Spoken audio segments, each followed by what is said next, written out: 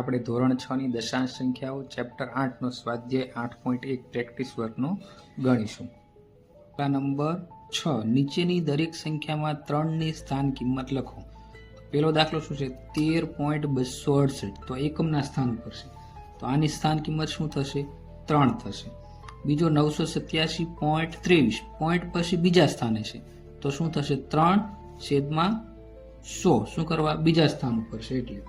ત્રીજી સંખ્યા છે 36.894 તો પોઈન્ટ પછી એકમ અને દશક, તો 3 ની સ્થાન કિંમત આમાં શું થશે?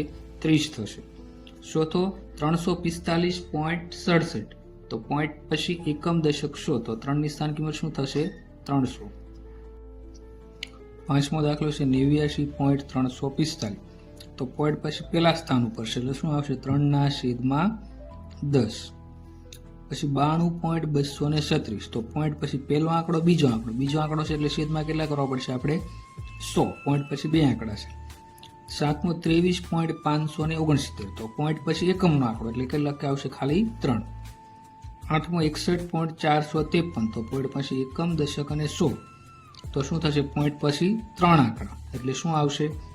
300. 3/1000. સ્વાધ્યાય 8.1 નો દાખલા નંબર 7. તેની સંખ્યાઓ સંખ્યા રેખા પર કઈ બે પૂર્ણ સંખ્યાઓની વચ્ચે છે? કઈ પૂર્ણ સંખ્યા આ દશાંશ સંખ્યાની નજીક છે? તો પેલો દાખલો શું આપ્યો? 0.9 પૂર્ણ સંખ્યા એટલે શું થાય? 0, 1, 2, 3 એ પૂર્ણ સંખ્યા. તો 0.9 પછી શું આવે? 0.9 પછી 1 આવે અને 0.9 તો એની પહેલા કઈ આવશે? 0 આવશે. તો 0 અને 1 ની વચ્ચે સંખ્યા આવશે અને કઈ દશાંશ સંખ્યા નથી? તો 0.9 પછી શું આવશે? 1. તો શું આવશે જવાબ? 0 અને 1 ની વચ્ચે અને 1 ની નજીક.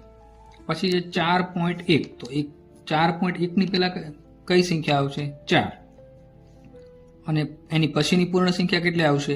5. તો 4 અને 5 ની વચ્ચે 4.1 અને કઈ પૂર્ણ સંખ્યા નજીક? તો 4.1 એ 5 ની નજીક થશે કે 4 ની નજીક? તો 4 ની નજીક.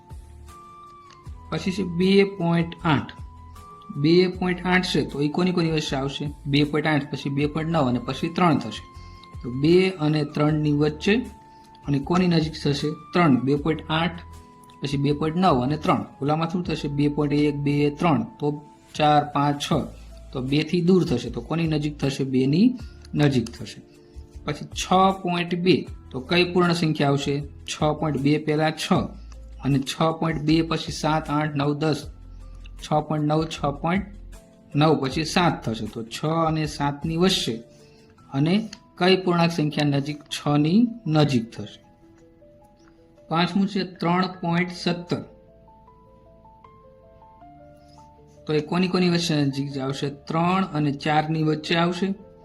3.17 એ 3 અને 4 ની વચ્ચે અને કોની નજીક થશે? 3 ની શું થશે? નજીક, કેમ કે 3.17 થી 3.99 સુધી પછી 4 આવશે. 3.17 એ 3 ની નજીક થશે.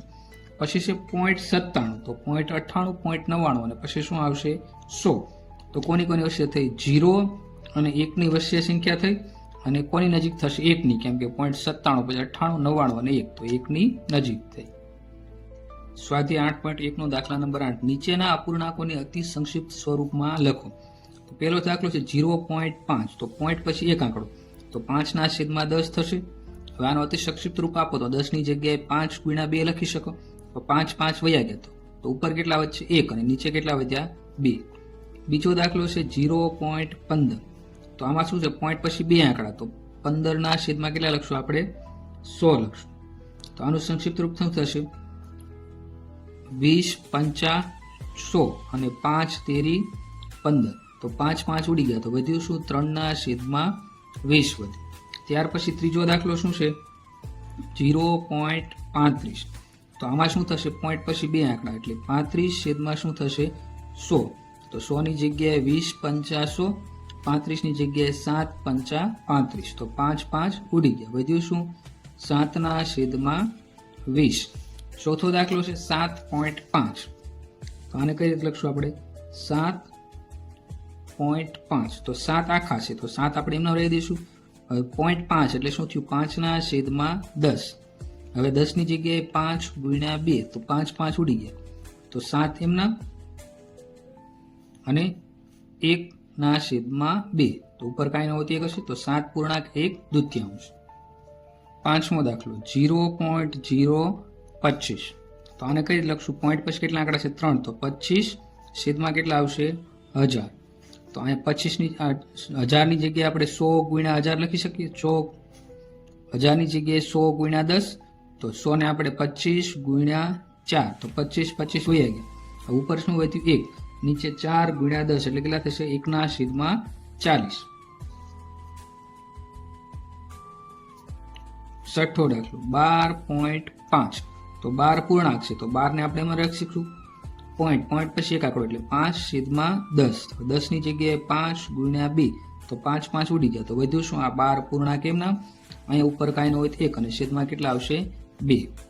સાતમો દાખલો 5.25, તો શું લખશું આપણે? 5 પૂર્ણાંક એમ લખશું, પોઈન્ટ પછી 2 આંકડા એટલે 25 અને 2 આંકડા છે એટલે છેદમાં શું આવશે? 100. તો 100 ની જગ્યાએ 25 ગુણ્યા 4, 25 ઉડી જાય, વધ્યું શું? આ 5 પૂર્ણાંક એમ નામ. ઉપર કાંઈ ના હોય તો 1 અને નીચે કેટલા આવશે? 4 આવશે. દાખલા નંબર 8 0.625, તો 0.625 એમ નામ લખશું આપણે. આમાં પોઈન્ટ પછી કેટલા આંકડા છે? 3 આંકડા એટલે 625 એમ નામ. છેદમાં કેટલા આવશે? 1000 આવશે. હવે 625 છે તો આપણે આ રીતે લખશું 25 ગુણ્યા 25 એટલે 625, અને 1000 છે એને આપણે શું લખશું? 100 ગુણ્યા 10, તો આની જગ્યાએ શું લખશું આપણે? 25 100, તો આ 25 ઉડી ગયા. 10 ની જગ્યાએ 5 ગુણ્યા 2, તો આ 25, તો 5 વહી ગયા. ઉપર શું વધ્યું? 5. નીચે કેટલા વધ્યા? 4 દુ 8, તો 5/8 થશે. ત્યાર પછી નવમો દાખલો 0.125. નવમો દાખલો 0.125, તો આમાં શું છે? પોઈન્ટ પછી 3 આંકડા, તો 125 આપણે નામ લખી નાખશું. છેદમાં શું લખશું? 1000. હવે 25 પંચા 125, આ 1000 ને 100 ગુણ્યા 10 અને 100 ની જગ્યાએ 25 100, તો 25 ઉડી ગયા. આ 10 ની જગ્યાએ 5 ગુણ્યા 2, તો 5 ઉડી ગયા, તો ઉપર કેટલા વધ્યા? 1. નીચે કેટલા વધ્યા? 4 દુ 8 એટલે 1/8 આન્સર થશે. ત્યાર પછી 10મો દાખલો 0.005, તો પોઈન્ટ પછી કેટલા આંકડા છે? 3 આંકડા, તો 5 એમ નામ. છેદમાં કેટલા થશે? 1000. હવે 5 ની જગ્યાએ આપણે શું? 5 એમ નામ રહેવા દઈશું. 1000 ની જગ્યાએ 10 ગુણ્યા 100 કરી દઈએ, તો 10 ની જગ્યાએ 5 ગુણ્યા 2, તો 5 વહી ગયા. ઉપર કેટલું વધ્યું? 1. નીચે 2 ગુણ્યા 100 એટલે 200, તો 1/200 આન્સર થશે.